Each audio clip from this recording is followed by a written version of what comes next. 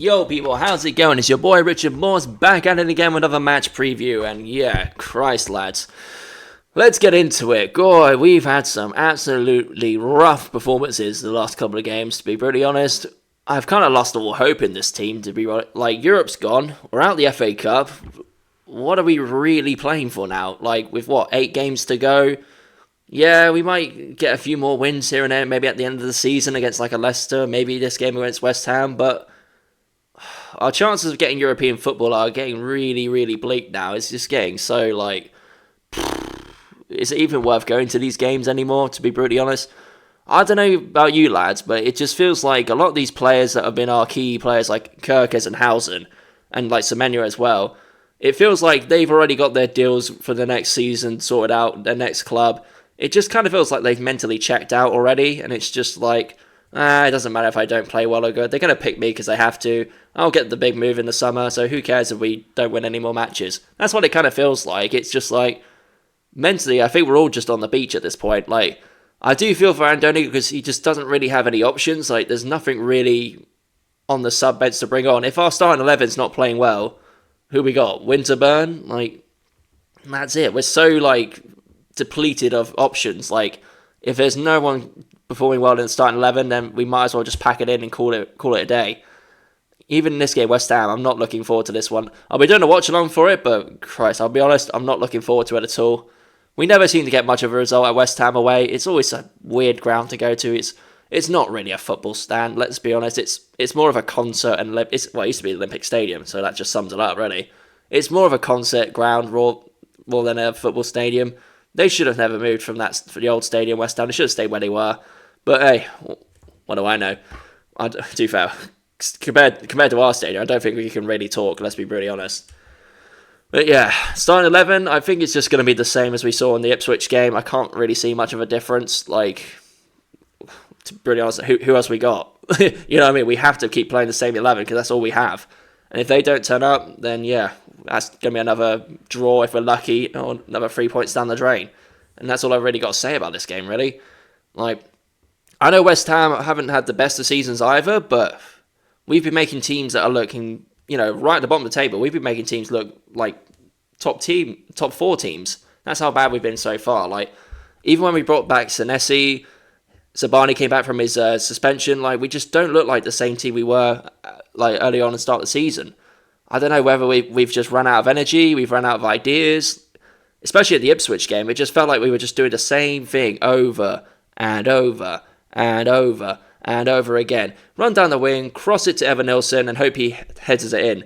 Problem with that, lads, Evan Nilsson's not the tallest player, and when you're going up against 6'3", 6'4" defenders, you ain't going to win any headers. And it became painfully obvious we ran out of ideas on the pitch. We completely shit the bed. We had nothing left in the tank, no other options in terms of tactics, and we just let Ipswich play their game and they won the game. And they deserved to win it, let's be brutally honest, lads. We did not turn up on the Wednesday game. And now we got to play against West Ham away. And like I said, our record at West Ham is pretty terrible. We never really get a result there. We got knocked out of the League Cup in West Ham as well. So, yeah. Score prediction-wise, I'm going to go with, brutally honest, I think it's going to be 2-0 West Ham. The way we've been playing, it really wouldn't surprise me. It generally wouldn't surprise me. If we're going to get anything out of this, it'll be a draw, and it might be a 1-1 draw, if that. But yeah, not got my hopes up, to be really honest, lads. And the thing is, with all the signings they've made over there, Somerville, Kilman, on paper, they haven't had a good season, but then with the form we've been in, we're going to give them, arguably the best game of their season. That's the way we play.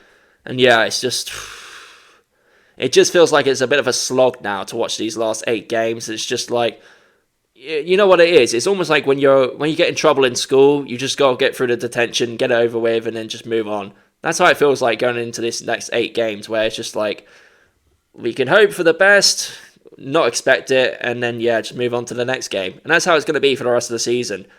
Turn up to the game, hope for the best. If we don't get it, whatever, move on to the next. Keep moving to the next, keep moving to the next. That's all we're going to be doing for the rest 8 games. And yeah, people say like, are you going to go to the West Ham away game? To be really honest, if we're going to perform like we did against Ipswich for this game, hell no. I'm not fucking spending money travelling and finding a place to stay over the weekend just to watch that. I'd rather just stay at home and do a watch-along, man. I'm going to be doing that instead. So yeah, If you want to come and watch me on a watch along, feel free to. I will be doing it live for the game. If you're new here, please leave a like, share, and subscribe down below. If you're going to watch me on TikTok, give me a follow, give me a share. And yeah, it'd be nice to try and keep building up my subscribers on YouTube as well. My goal this year is to try and get to 2,000. So we're about almost a quarter of the way there. So yeah, I'm looking forward to getting to 2,000 hopefully by the end of the year. And yeah, in terms of starting 11, it'll be probably Kepa, Cook at right back, Senesi, Housen, Kirkes.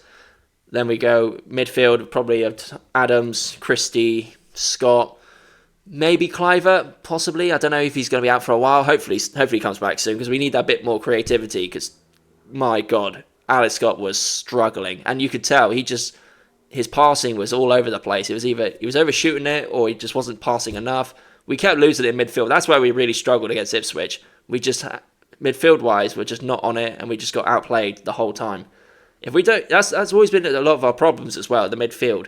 If our midfield's not on it and we're not giving Evan Nelson any service, we're done, we're dead. And our defence can play out their skin, but like if the midfield's not helping, it's just going to cause more problems. And a lot of people are saying, well, Kepa's been a problem as well.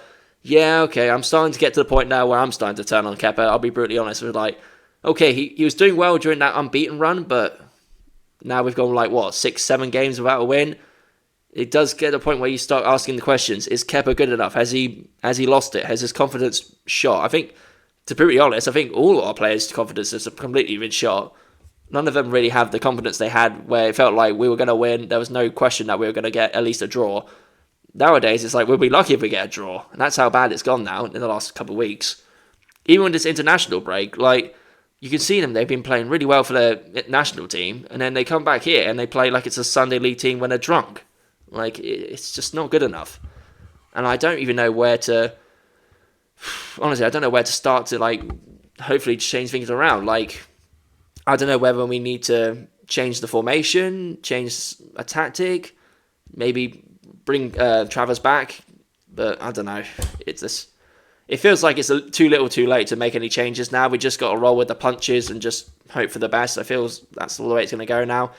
You know, our chances to really make a change and try and save our season with the FA Cup and Ipswich game, they're gone now. So it's just like, we had the chances to do something, we've blown it, and now we just got to suffer the consequences. That's pretty much how I see this game. Yeah, score prediction-wise, 2-0 to West Ham. If we're lucky, we may get a 1-1 draw. That's what I'm going to go with. And on that note, ladies and gentlemen, thank you for watching my preview. I've been your boy, Richard Morse. Up the cherries.